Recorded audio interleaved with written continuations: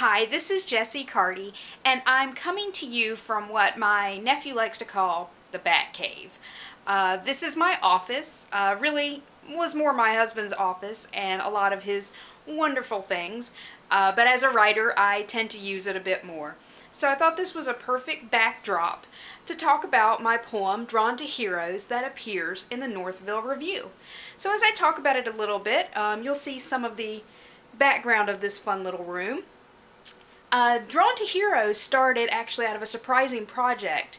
I was working on my MFA thesis and grouping my poems together to decide what would become my final project and what would end up turning out to be my first manuscript that's coming out in 2010. Well, as I was doing that, I found that I had quite a few poems that dealt with bats.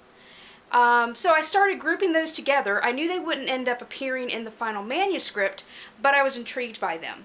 So the bat poems became their own little entity and are going to be my second manuscript, tentatively called Ology, that I'm working on. So Drawn to Heroes is a favorite of mine, and I was so happy when it was accepted for publication. So I thought in addition, I would also read that poem for you, and you can also read it on the Northville Review site in the archives. So here you go. Drawn to Heroes. Mom always purchased the leftover comics at the end of the month from Woodard's Drug. I was in love with too many of them to pick a favorite. I'd read anything. I wanted to look like Dazzler with her blonde hair and roller skates, or at least I thought I could be Betty with her tomboyish charm.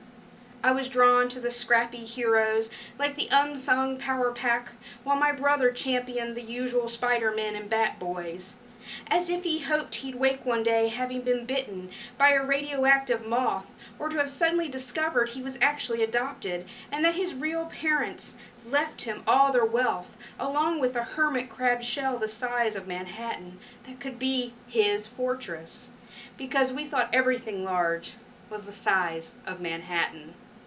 So thank you so much for listening. Check out the rest of the archives and the new material at the Northville Review.